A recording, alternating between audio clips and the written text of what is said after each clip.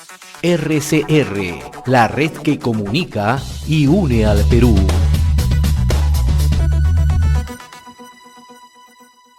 Y como cada sábado, ¿no? Estamos en contacto con el doctor Herbert Cuba García, ¿no? Reconocido médico, especialista en política de salud pública, columnista habitual del Montonero, ¿no? Portal de opinión, y también comentarista de RCR, Red de Comunicación Regional. Qué gusto saludarlo, doctor Herbert Cuba. Buen día, ¿cómo está usted? Muy buenos días y un saludo a través suyo a todos los peruanos. A veces programamos temas que van vinculados a la salud, pero a veces el día a día ya nos gana, ¿no? Con todo lo que ocurrió esta semana, ¿no?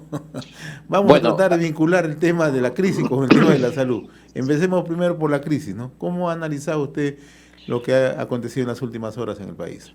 Bueno, una semana muy rica en crisis política. Creo que ha sido una confrontación directa entre la población, el propio Congreso y el Ejecutivo. O sea, se han vislumbrado las tres tendencias que hay en el momento actual en la lucha por el poder político. Sin embargo, creo que en esta jornada, que debería haber resuelto el tema de alguna manera, no ha sido así, debido a que el propio Ejecutivo convirtió en un desliz que es una burla internacional o una protesta internacional, si lo queremos ver en el sentido político, por unas declaraciones del Premier. De tal manera que el gabinete se ha deslegitimado internacionalmente y obviamente también a nivel internacional, y eso le genera un nuevo problema al Poder Ejecutivo.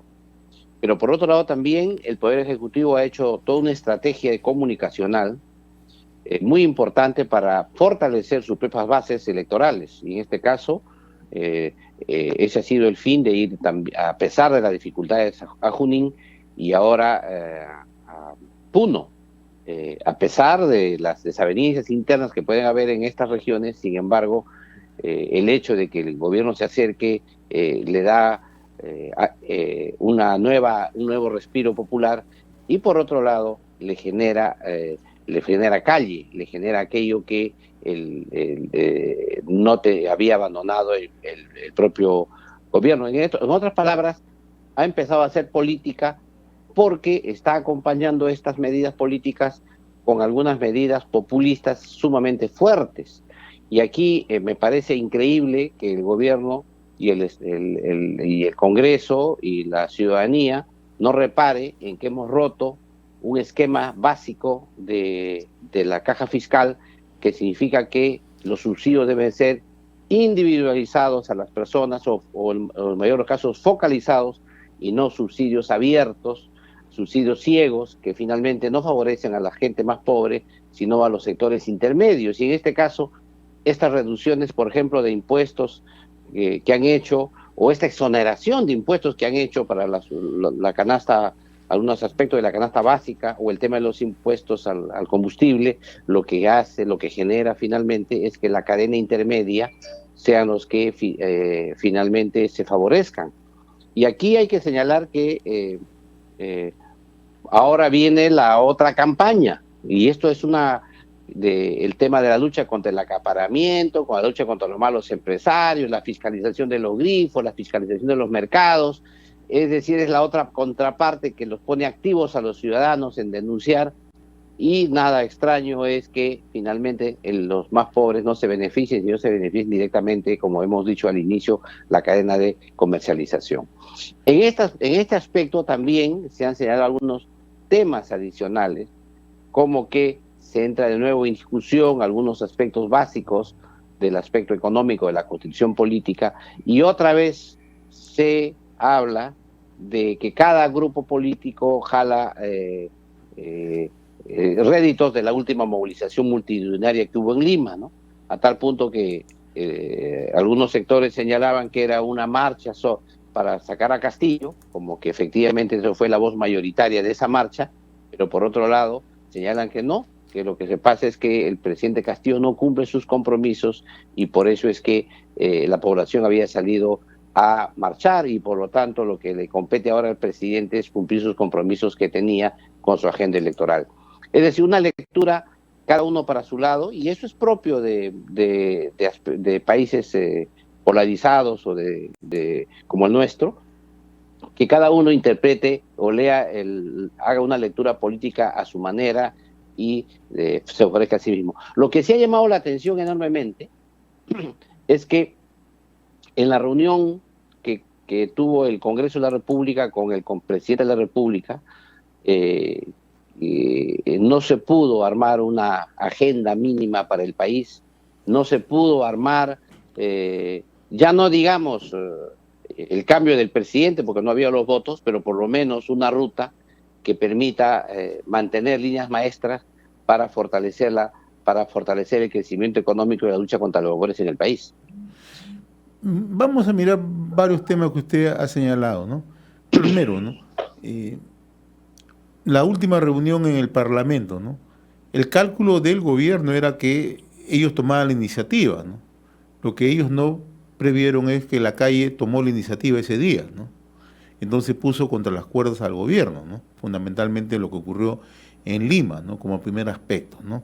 Y el otro tema que usted ha mencionado, que no puede quedar al margen, es que el gobierno empieza a hacer política, pero con una carta populista muy peligrosa, ¿no? Bastante peligrosa, ¿no? Y si hoy nos remitimos a lo que dice el diario Correo, ¿no? El diario Correo con todas sus letras dice los topos en el Congreso. Ya empieza a hablar ya de cómo se van alineando las fichas, o los congresistas, para que no suene despectivo, cómo se van alineando los congresistas, ¿no? En el nuevo tablero, ¿no? Cómo Acción Popular, ¿no? Ya dejó de lado esa ambivalencia para tomar una posición, ¿no? Como congresistas de Alianza por el Progreso también han tomado posición, no todos, pero por lo menos 3, de acuerdo a lo que dice el diario Correo, y también Podemos, ¿no? Entonces, en ese escenario, ¿no? Vamos a transitar en los próximos meses en plena elecciones municipales y regionales, ¿no? ¿Cómo mira usted ese panorama? Mire, en principio fue una muy buena actitud la que hizo la presidenta del Congreso cuando citó al presidente de la República al Congreso de la República. Pero ese triunfo dilapidó su capital político también, porque en el momento que se encuentra el presidente de la República reunido con la Junta de Portavoces en el Congreso de la República, y tienes una multitud en las calles, lo que correspondía en ese instante es que esa reunión de Junta de Portavoces se convierta en una reunión de pleno del Congreso. A reunirse en una reunión de pleno del Congreso, con la multitud afuera, se tomaban las decisiones que hubiesen sido distintas a las que han salido. Lo que ha ocurrido ahora es que el presidente el resultado de esa falta de visión política del momento, de esa viveza de política que debió haber en ese momento, el resultado de esa omisión, lo que ocurrió es que se presentó como que el Congreso protegió al presidente Castillo frente a las marchas de los ciudadanos. Y en ese caso entonces ya la multitud tomó conocimiento de que el Congreso no tiene ninguna capacidad de vacar al presidente, pero mucho menos actitud de hacerlo, ni de enfrentarlo. A tal punto que la moción que pide que le exhorta a la renuncia solo obtuvo 63 votos. Es decir, una moción débil, una moción que realmente lo que demuestra es que es una minoría la del Congreso la que le pide su renuncia. Ese es un primer concepto que hay que tenerlo claro. El segundo concepto es que ambos poderes, el Poder Ejecutivo y el Poder Legislativo, han competido por quién es más populista. ¿Cómo modificamos nosotros? ¿Cómo se modifican las normas de tal manera que hagamos esos famosos subsidios ciegos que teníamos en la década de los 80? De que tanto esfuerzo ha costado salir, porque es obvio que cuando tú otorgas un subsidio es más difícil retirarlo después. Pero también hay que señalar que en el momento que el Poder Ejecutivo entre en sus contradicciones contra la población, había dos lecturas ahí. Una es salir a socorrer al Ejecutivo para que pueda mantenerse la gobernabilidad, o la segunda es hacerse a un lado para que el Ejecutivo resuelva los diferendos con la población y tú mantienes una posición expectante con la finalidad de fortalecer o la democracia en el sentido de que si es que algo ocurre, tú tengas la opción de poder hacer lo que se llama la sucesión gubernamental.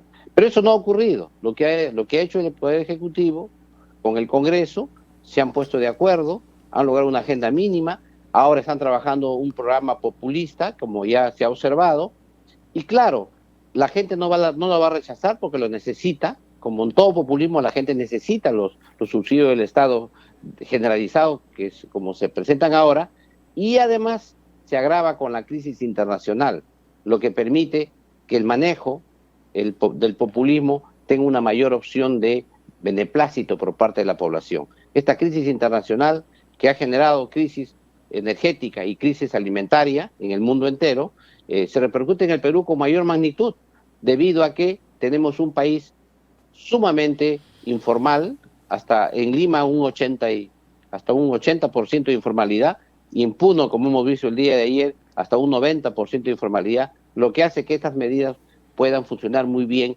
en el país. Esto lo que ha traído como consecuencia finalmente es que impide que el gobierno pueda ejecutar las políticas públicas en modo adecuado, porque es obvio que para ejecutar políticas públicas requieres financiamiento.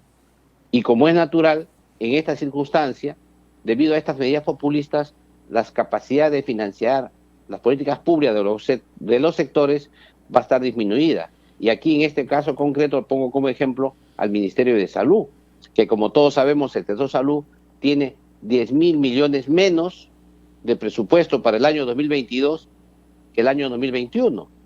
Si esto así se inicia, ¿de dónde va a sacar la caja fiscal dinero para poder enfrentar la crisis que se avecina en el sector? Y pasé por alto, no tomé en cuenta el incremento del sueldo mínimo, que también va a la limón con todas estas medidas que se han tomado con la finalidad de que la gente de alguna manera diga, bueno, Castillo está haciendo, nos está dando, estamos en crisis y recibimos, aunque sea poco, pero lo está haciendo y hay que apoyar más bien al presidente. Yo creo que esa es la acción política importante que ha cambiado en el curso de esta semana. Una acción más decidida de hacer política y política con la gente, pero una política populista. Ahora, veamos el tema de salud, doctor Herbert Cuba, ¿no? Tenemos nuevo ministro de Salud, ¿no? Y van a tener que enfrentar retos, y vaya qué retos, ¿no? Porque también, o sea, este es un gobierno que se ha caracterizado por su poca transparencia, ¿no? Y en el Ministerio de Salud, hay que decirlo con nombre propio, la transparencia es precisamente lo que no distingue a ese sector, ¿no? Creo que el reto es grande por dos motivos, porque tiene dos corsés, digamos, dos impedimentos, dos aspectos que son inamovibles para el ministro que entra. Primero, que tiene que continuar la línea de acción que había propuesto el exministro Condori, por dos motivos. Primero, porque la resolución que cesa al ministro Condori le da las gracias por sus servicios prestados, es decir, lo estaba haciendo bien. Y segundo, porque proviene de la misma cantera política. Entonces, ese es un primer tema. Y el segundo tema, que se le complica mucho al ministro, que es el segundo corsé que tiene, es que tiene que implementar un plan de salud que haga contenta a la población de alguna manera, entre comillas, una política populista. ¿Por qué? Porque si eso no se repercute en el sector salud, va a ser bien complicado que el ministro o la población que ya siente las ventajas de estas políticas, ya siente que le entra la adrenalina con este tipo de políticas, le van a exigir más al ministro. Y cuando quiera hacer eso tiene un gran inconveniente. No va a poder trabajar el tema del primer nivel de atención con enfoque comunitario que se necesita de modo técnico y adecuado. Ya, ahora, siguiendo la misma línea de análisis, ¿no? El tema de la vacunación, ¿no? El ministro va a tener que enfrentar ahora sí un tema mucho más directo, ¿no? Porque si es que, como ya se empieza a conocer, ¿no?, las nuevas variantes, nuevamente empieza el tema de los temores de la población, ¿no? Y sabemos que hay un número importante de personas que no cuentan con ninguna de las dosis, sobre todo en el interior del país. Otros solamente han cumplido una parte de la dosificación, ¿no? Y esto ya empieza a preocupar, ¿no? No tenemos información sobre eso abierta, ¿no? Ya no es como, por lo menos anteriormente nos enterábamos cómo marchaba el proceso, ahora ni siquiera eso, ¿no? Y ahí hay que ver que los cambios permanentes que ocurren en cada gestión, ¿no? Sí, mire, ese es el tema ya de gestión del ministro. Y el tema de gestión tiene que, primero, que debe aportar una agenda mínima. Es decir, qué lineamientos tiene, qué políticas públicas va a implementar, qué políticas, qué objetivos se plantea y en qué tiempos. Ese es un primer tema. Para lograr eso necesita gente. Y ahí viene el segundo problema. ¿Qué gente va a traer? ¿Va a mantener la que está?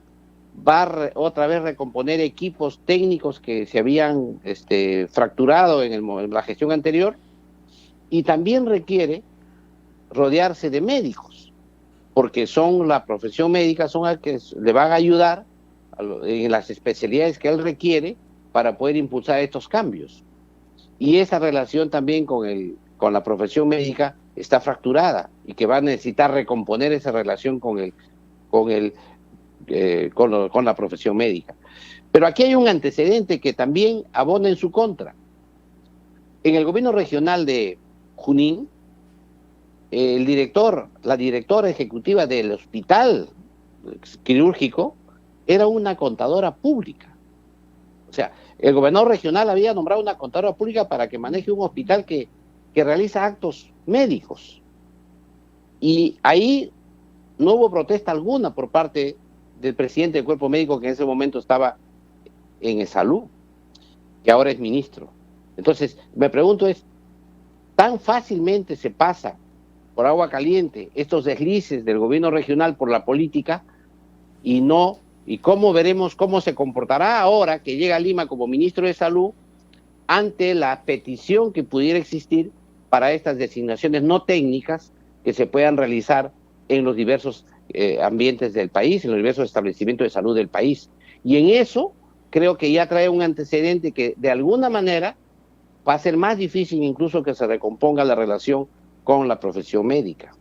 Pero también el ministro anterior le ha dejado muchas expectativas, sobre todo a los profesionales de la salud no médicos, que eran sus aliados para combatir a la profesión médica, porque eso es lo que hizo el ministro anterior, buscar confrontar entre gremios del sector salud.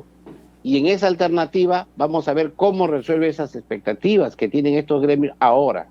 Y por otro lado están las demandas laborales que tiene en modo natural y que tiene que resolver porque ya se viene el pago del primer tramo de la escala salarial, se viene el segundo pago del mes de noviembre y como he señalado anteriormente, tenemos 10.000 millones de presupuestos menos que el año anterior.